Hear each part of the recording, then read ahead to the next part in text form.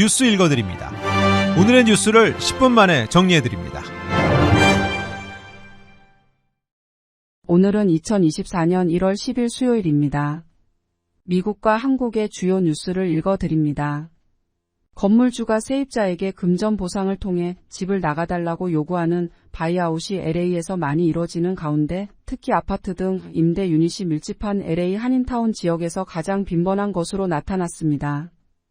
LA시 회계감사관실에 따르면 지난 2019년부터 2023년까지 4년간 접수된 바이아웃 합의서는 4,869건으로 집계됐습니다. 우편 번호를 기준으로 지역을 구분한 결과 한인타운과 미드윌셔에 분포한 90004 지역에서 370건으로 가장 많았습니다. 상위 20개 지코드를 분석해 공개했는데 한인타운 지역 지코드가 총 4개나 포함됐습니다. 2019년부터 4년간 LA에서 접수된 바이아웃 총 금액은 1억 1,830만 달러, 평균은 24,704달러로 집계됐습니다. 미국에 거주하는 한국인들의 한국 국적 포기 사례가 최근 급증한 것으로 나타났습니다. LA 총영사관에 따르면 2023년 한국 국적을 이탈한 선천적 복수국적자인 한인 2세는 약 1,100명으로 전년 900명보다 200명이나 늘었습니다.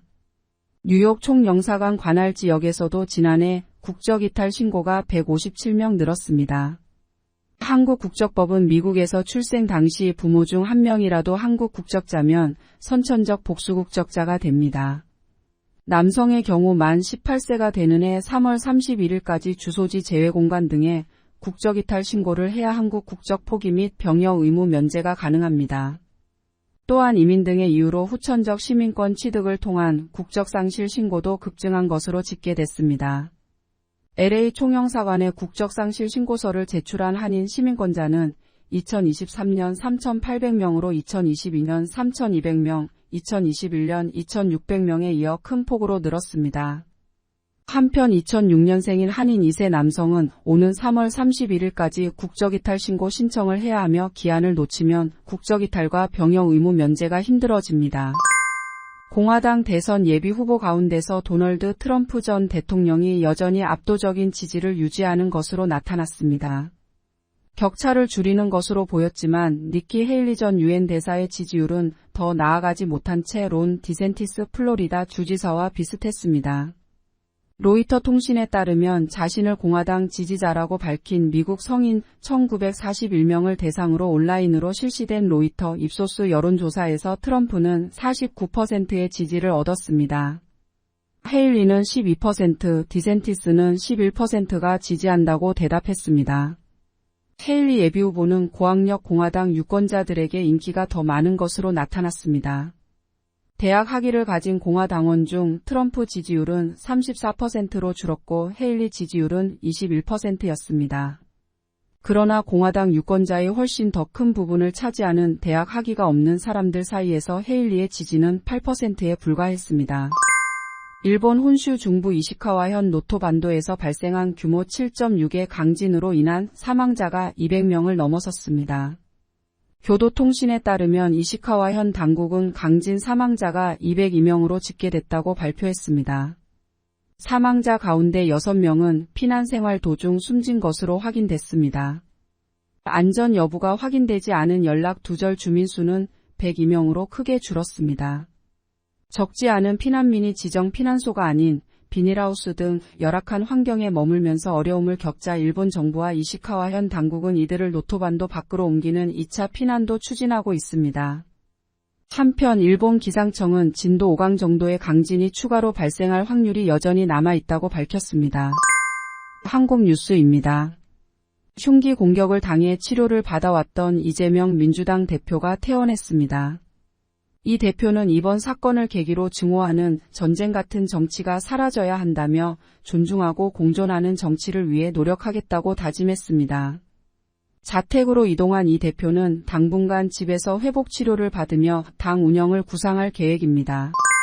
이재명 대표를 흉기로 공격한 60대 김모 씨는 경찰 조사에서 이 대표가 대통령이 되는 걸 막기 위해 범행을 저질렀다고 진술했습니다. 부산경찰청은 피의자의 진술과 변명문, 프로파일러 분석 등을 종합한 결과 피의자의 주관적인 정치 신념이 극단적 범행으로 이어졌다고 결론 지었습니다. 피의자의 8쪽짜리 변명문에는 이 대표가 대통령이 돼 나라가 좌파 세력에 넘어가는 것을 저지하기 위해 범행했다는 취지의 내용이 반복적으로 담겨 있다고 경찰은 덧붙였습니다. 경찰은 김 씨의 휴대전화 포렌식 자료와 행적 등을 확인한 결과 범행을 함께 공모한 사람이나 배후 세력은 없다고 밝히고 살인미수 혐의로 검찰에 구속 송치했습니다. 저출생과 고령화가 맞물리면서 지난해 한국의 70대 이상 인구가 처음으로 20대 인구를 앞질렀습니다. 행정안전부가 발표한 2023년 말 기준 주민등록 인구 통계에 따르면 지난해 70대 이상 인구는 631만 9,400명으로 20대 인구 619만 7,400명을 처음 추월했습니다. 2022년 대비 70대 이상 인구는 3.9% 증가한 반면 20대 인구는 3.4% 감소하면서 역전됐습니다. 조영태 서울대 보건대학원 교수는 앞으로 격차가 더 벌어질 것으로 예상한다고 말했습니다. 행안부 관계자는 내년에 한국도 초고령 사회가 될 것으로 예상된다며 고령화 속도가 더 빨라지고 있어 강도 높은 대책이 필요하다고 밝혔습니다.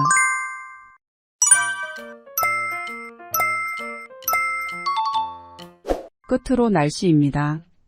남부 캘리포니아 지역 밤엔 강한 바람 불겠습니다. LA와 오렌지 카운티는 낮 최고 기온은 63도, 밤 최저 기온은 45도 예상됩니다. 밸리와 인랜드 엠파이어 지역 낮 최고 기온은 63도, 밤 최저 기온은 37도 전망됩니다. 해안가 지역은 낮 최고 기온 60도, 밤 최저 기온 41도 보이겠습니다. 산간 지역 낮 최고 기온은 45도, 밤 최저 기온은 19도, 사막 지역은 낮 최고 기온은 52도, 밤 최저 기온은 28도 되겠습니다. 오늘의 뉴스 읽어드렸습니다. 고맙습니다.